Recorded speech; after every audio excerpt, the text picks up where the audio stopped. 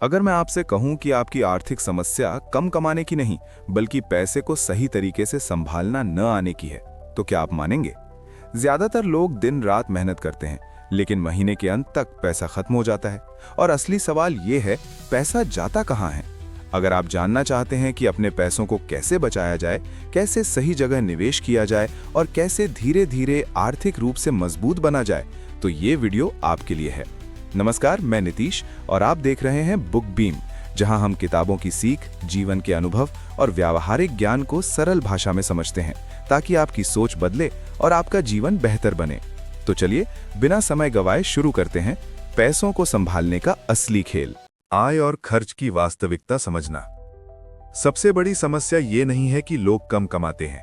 असली समस्या ये है कि उन्हें पता ही नहीं होता कि उनका पैसा जा कहां रहा है।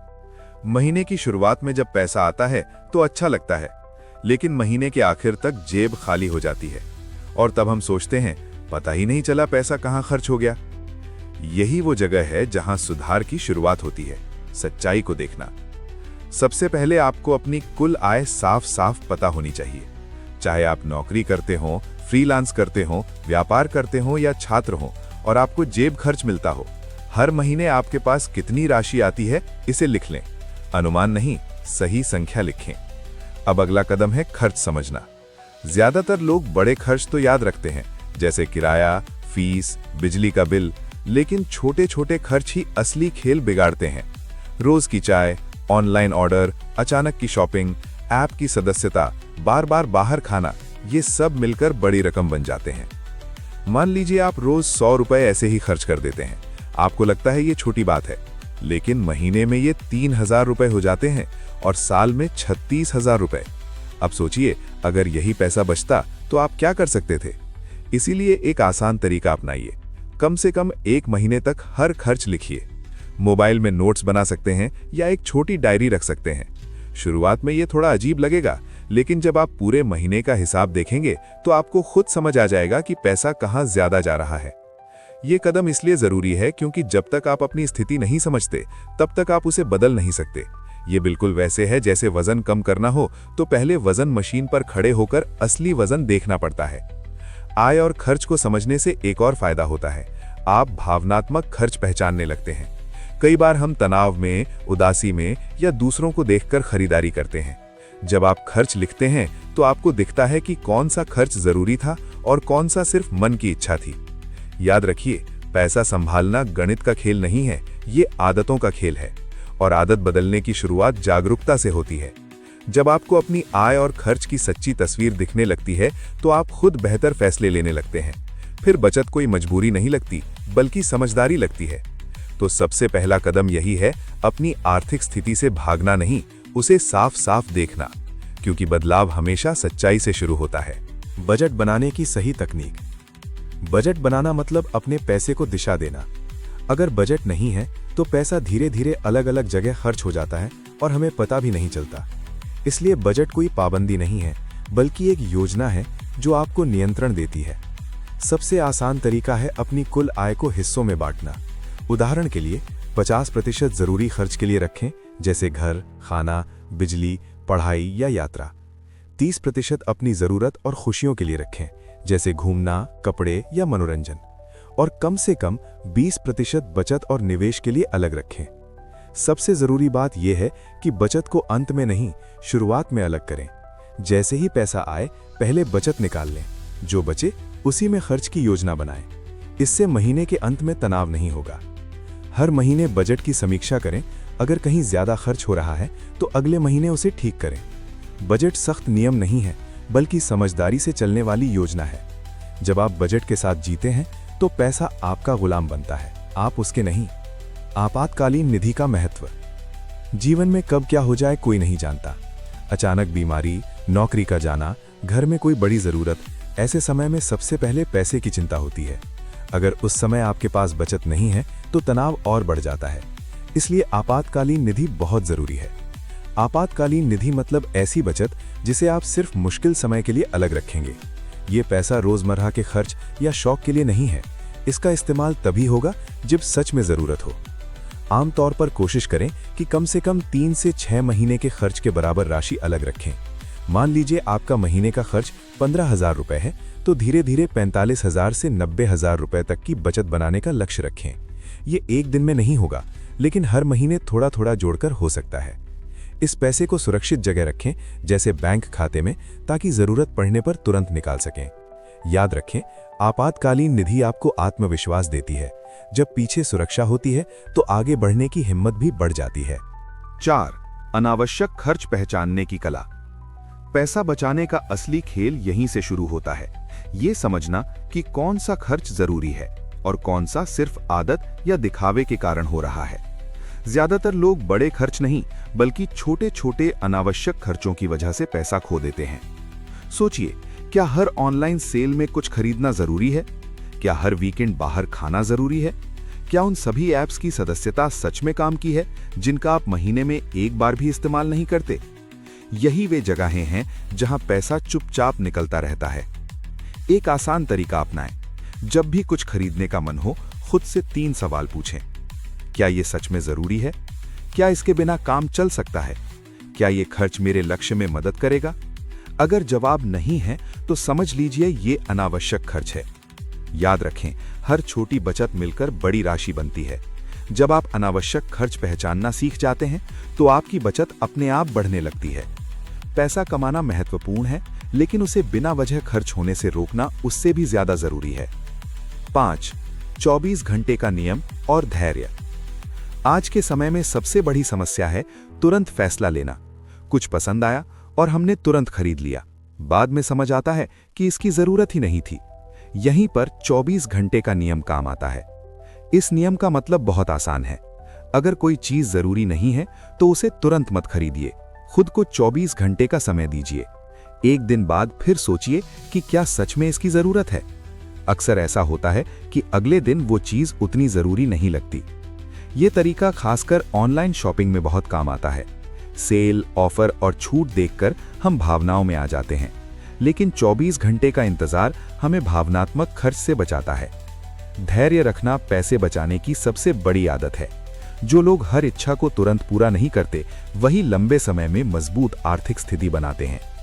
याद रखें, हर चीज तुरंत पाने की जरूरत नहीं होती।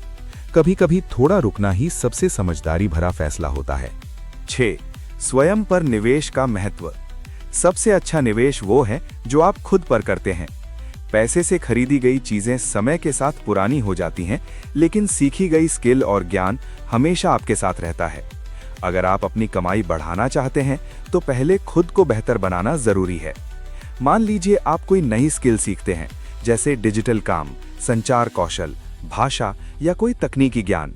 शुरुआत में हो सकता है इसके लिए थोड़ा पैसा और समय लगे, लेकिन आगे चलकर यही स्किल आपकी आय बढ़ा सकती है। अच्छी किताबें पढ़ना, उपयोगी कोर्स करना, अनुभवी लोगों से सीखना, ये सब खर्च नहीं, निवेश है। कई लोग अपनी सोच बदलने के लिए रिच डैड पुअर डैड जैसी किताबें पढ़ते हैं, जिससे उन्हें पैसे को समझने का नया नजरिया मिलता है। याद रखें, अगर आप खुद को बेहतर बनाते हैं तो आपके मौके बढ़ते हैं। पैसा कभी भी स्थायी नहीं होता, लेकिन ज्ञान और कौशल आपको बार बार कमाने की ताकत देते हैं। इसलिए सबसे पहले खुद में निवेश कीजिए। 7. संपत्ति और देनदारी का अंतर। बहुत लोग महंगी चीजें खरीदकर सोचते हैं कि उन्होंने संपत्ति बना ली, लेकिन हर महंगी चीज संपत्ति नहीं होती। असली फर्क समझना बहुत जरूरी है। संपत्ति वो होती है जो आपके लिए पैसा कमाए या भविष्य में आपकी आय बढ़ाए, जैसे कोई छोटा व्यवसाय, किराए पर दिया गया घर या ऐसा निवेश जिससे नियमित आय आए। दूसरी तरफ देनदारी वो होती है जो आपकी जेब से पैसा निकालती रहे, जैसे महंगी गाड़ी जिसकी किस्त, पेट्रोल और रखरखाव का खर्च लगातार देना पड़े।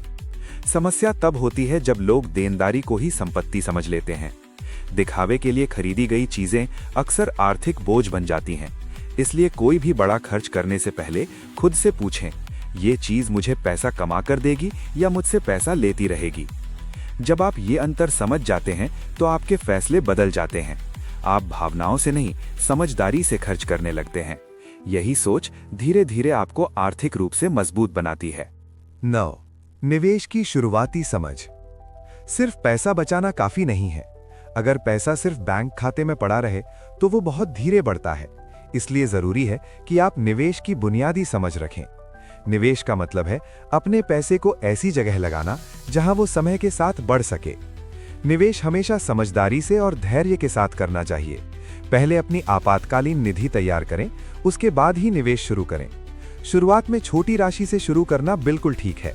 जरूरी यह है कि आप नियमित रहें। निवेश का मकसद जल्दी अमीर बनना नहीं होना चाहिए। असली फायदा लंबे समय में मिलता है। समय के साथ छोटी छोटी राशि भी बड़ी बन सकती है। इसे ही चक्रवृद्धि का असर कहते हैं, जहां पैसा खुद भी बढ़ता है और उस बढ़े हुए पैसे पर भी बढ़ोतरी होती है। लेकिन याद रखें, बिना समझे किसी के कहने पर पैसा मत लगाइए। पहले सीखिए, समझिए और फिर फैसला कीजिए। सही जानकारी और धैर्य के साथ किया गया निवेश ही भविष्य को मजबूत बनाता है। 9. कर्ज से बचने की रणनीति। कर्ज लेना आसान है, लेकिन चुकाना मुश्किल। आजकल क्रेडिट कार्ड, आसान किस्त और तुरंत लोन की सुविधा हर जगह मिल जाती है। शुरुआत में सब आसान लगता है, लेकिन धीरे धीरे ये आदत बन जाती है और फिर हर महीने किस्त भरना बोझ लगने लगता है। सबसे पहले समझिए कि कर्ज 2 तरह का होता है, जरूरी और अनावश्यक। पढ़ाई, घर या किसी बहुत जरूरी काम के लिए लिया गया कर्ज समझदारी हो सकता है, अगर उसे चुकाने की साफ योजना हो। लेकिन सिर्फ दिखावे या शौक के लिए लिया गया कर्ज अक्सर परेशानी बन जाता है। अगर आपके ऊपर पहले से कर्ज है, तो कोशिश करें कि उसे जल्दी चुकाने की योजना बनाएं। पहले छोटे कर्ज खत्म करें, फिर बड़े। साथ ही नया कर्ज लेने से बचें जब तक बहुत जरूरी ना हो। याद रखें, हर महीने ब्याज देना मतलब अपनी कमाई का हिस्सा खोना।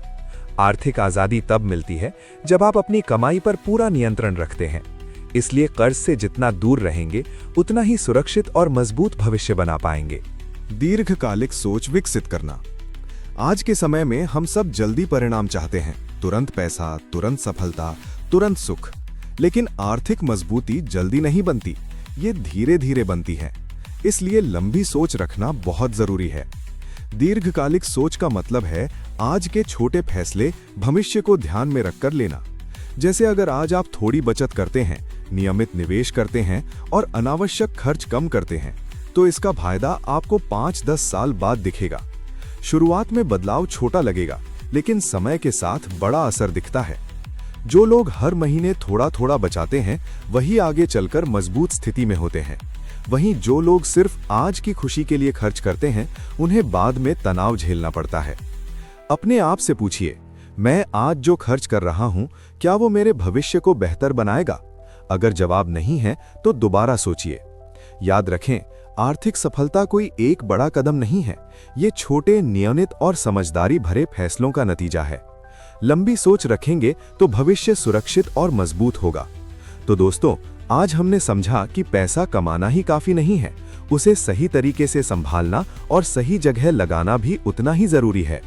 जब आप अपनी आय और खर्च को समझते हैं, बजट बनाते हैं, अनावश्यक खर्च रोकते हैं, कर्ज से बचते हैं और लंबी सोच रखते हैं, तभी असली आर्थिक मजबूती बनती है। याद रखिए, अमीर बनने का रास्ता एक दिन में नहीं बनता, ये रोज के छोटे और समझदारी भरे फैसलों से बनता है। अगर आप आज से ही इन आदतों को अपनाना शुरू कर दें, तो आने वाले सालों में आपकी स्थिति पूरी तरह बदल सकती है। अगर आपको ये वीडियो उपयोगी लगा और इससे आपको कुछ नया सीखने को मिला, तो वीडियो को लाइक जरूर करें। इसे अपने दोस्तों और परिवार के साथ भी शेयर करें, ताकि वे भी अपने पैसों को बेहतर तरीके से संभाल सकें। और अगर आप ऐसी ही ज्ञानवर्धक और जीवन बदलने वाली बातें सीखना चाहते हैं, तो हमारे चैनल बुक बीम को अभी सब्सक्राइब करें और नोटिफिकेशन बेल दबाना ना भूलें। हम फिर मिलेंगे एक नए विषय के साथ। तब तक सीखते रहिए, बढ़ते रहिए और समझदारी से अपने भविष्य को मजबूत बनाइए।